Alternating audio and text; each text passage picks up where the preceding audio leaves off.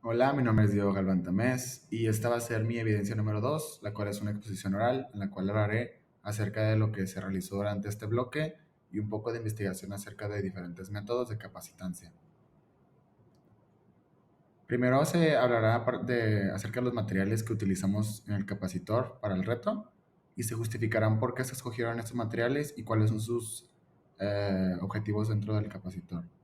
También se hablará acerca de un circuito RC y algunas implicaciones y hablaré un poco acerca de cómo estas pueden hacer que sean mejores o peores. Y también se hablará acerca del dispositivo que se llama botella de Leyden. ¿Cuál fue nuestro reto? Para el reto de esta unidad de formación se nos pidió crear un capacitor de placas paralelas completamente desde cero.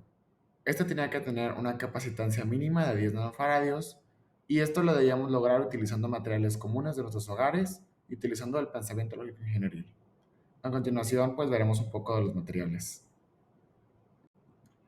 Y pues primero los materiales del capacitor. Primero se utilizó un rollo de papel cartón como esos de papel de baño, los que quedan adentro, y este se usó principalmente para envolver las dos capas de aluminio y alambres de cobre para poder hacer el capacitor. Si no se hubiera usado esto, pues no pudiéramos haber envuelto las capas de aluminio y de film de plástico y pues no podíamos haber creado el capacitor. También se usó un multímetro, el cual este multímetro era especial para poder calcular la capacitancia del capacitor y sin este, pues no hubiéramos sabido cómo utilizar bien el capacitor y no hubiéramos podido hacer los cálculos correctos. También se utilizó el papel aluminio y este fue usado para hacer las dos capas de conductores del capacitor. Como se sabe, el aluminio es un material conductor y en la creación de un capacitor se necesita dos capas de material conductor y una de un material dieléctrico que iría en medio y esto es lo que genera pues la carga dentro de este. También se utilizó el film de plástico y como se mencionó anteriormente, este fue el material eléctrico que estaba entre las dos capas de aluminio. La cinta adhesiva se utilizó para pegar las capas de aluminio y el film de plástico al final de enrollarlos. Al final cuando los enrollamos, ese último pedazo, usamos cinta adhesiva para pegarlo y que no se fuera a despegar. Y se necesita utilizar una cinta adhesiva o algo para que no se despegue, porque si hay pedazos de aire entre cada capa, puede que haya, o sea, no funcione muy bien el capacitor. Entonces es necesario que esté muy apretado y para eso se usa la cinta adhesiva.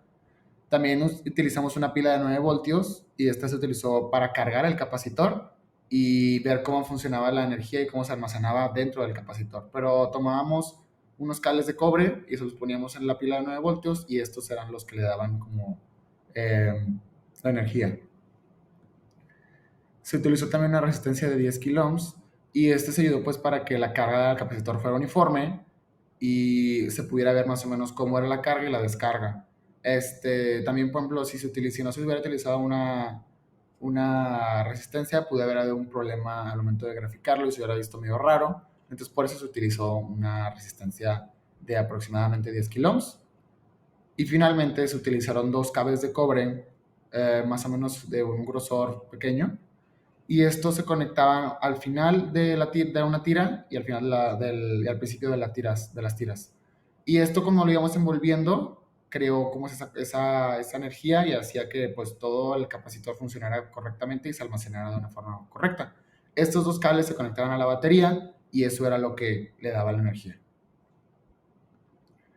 Y bueno, seguimos con este como concepto de un circuito RC y se me preguntó que si se tienen tres capacitores y una batería, ¿cómo se combinarían los capacitores y la batería en un circuito de modo que los capacitores almacenaran la máxima energía posible? Y pues esto es fácil. Gracias a los conceptos que vimos en todo este bloque, aprendí que si los capacitores se posicionan en paralelo, se puede almacenar la mayor cantidad de energía posible. Eh, Cuando se conectan esos capacitores en paralelo, la capacitancia total es la suma de las capacitancias individuales de cada capacitor. Y esto pasa específicamente porque cada capacitor tiene un camino directo a la fuente de voltaje, lo que significa que el capacitor se carga hasta el voltaje completo de la batería.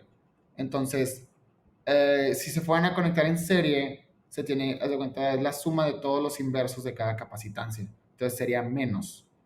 Y utilizando la fórmula para la energía, pues como que vimos en clase, podemos ver que que si se fueran a conectar en paralelo, tendrían una máxima energía mucho más alta y al final tendrían un funcionamiento, si se busca que la capacitancia sea la máxima posible, pues sería un funcionamiento mucho mejor. Ahí abajo está la fórmula de la capacidad total y es lo como lo mencioné ya, que es la suma de todas las capacitancias del circuito.